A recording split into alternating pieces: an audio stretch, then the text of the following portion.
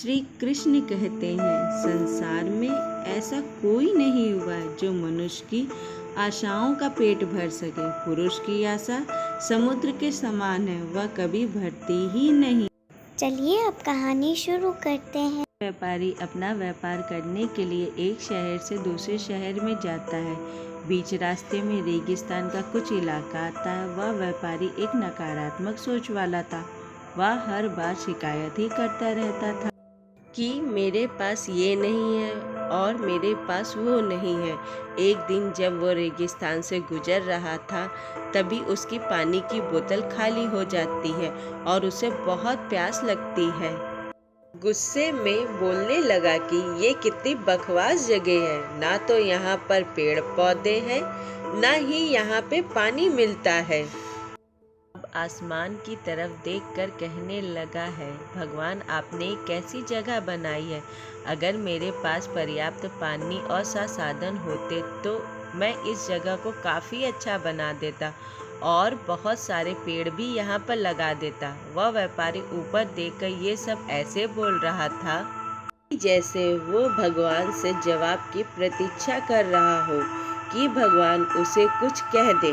जैसे ही उसने नीचे देखा, वैसे ही चमत्कार ये हुआ कि उसने अपने आँखों के सामने एक कुआं दिखाई दिया।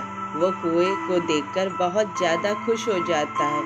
वो कुएं के पास पहुंचा और उसने देखा कि कुआं पूरी तरह पानी से भरा हुआ है। व्यापारी नकारात्मक सोच वाला था, इसलिए उसने फिर से ऊपर आसमान में देखकर भगवान को शिकायत करना शुरू कर दिया कि है भगवान, आपने मुझे पानी से भरा हुआ कुआं तो दे दिया, किंतु पानी मैं कैसे निकालूंगा।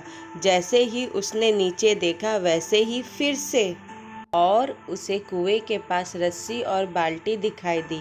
पर यह इंसान तो फिर से ऊपर देखकर भगवान से शिकायत करने लगा है, भगवान अब आप ही बताएं मुझे कि मैं इस पानी को ले जाऊंगा कैसे।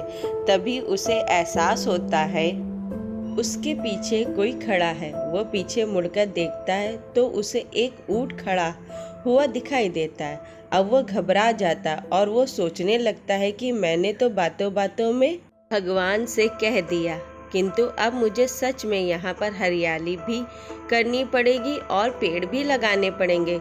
इस व्यापारी को पानी मिल गया, पानी को निकालने के लिए बाल्टी और रस्सी भी मिल गई और पानी ले जाने के लिए ऊंट भी मिल गया। अब वो सोचने लगा कि मैंने ये बातों बातों में क्या बोल दिया, ये तो बहुत बड़ी गड़बड़ हो गई। अब वो यहाँ से तेजी से भागने लगा। वो यहाँ से भागकर अपनी जिम्मेदारी से बच रहा था। तभी एक कागज उड़ता हुआ उसके पास आता है और जब वो उस कागज को पकड़कर देखता है तो उस पर लिखा हुआ था कि मैंने तुझे पानी दिया, साथ ही साथ रस्सी और बाल्टी भी दी, पानी को ले जाने के लिए साधन भी दिया, तो फिर क्यों तू बचकर भाग रहे हो। ये कागज पर लिखा हुआ पढ़कर उस व्यापारी को पता नहीं चल रहा था कि ये मेरे साथ क्या हो रहा है। वो वहाँ से भागता हुआ रेगिस्तान को पार कर देता है, पर वहाँ पर उसने हरियाली नहीं बनाई। इस व्यापारी की तरह ही हम लोग हमेशा शिकायत ही करते रहते हैं कि मेरे पास ये नहीं है, मेरे पास वो नहीं है।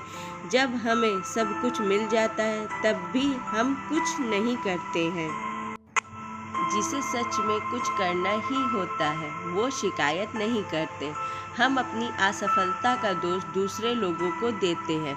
हम अपने आप की जिम्मेदारी नहीं लेते हैं और हर बार शिकायत ही करते रहते हैं। अगर आपको सच में सफल होना है तो फिर सबसे पहले आप जो कर रहे हैं की 100% जिम्मेदारी लेनी पड़ेगी, क्योंकि सफल हमें होना है तो फिर जिम्मेदारी भी हमें ही लेनी पड़ेगी।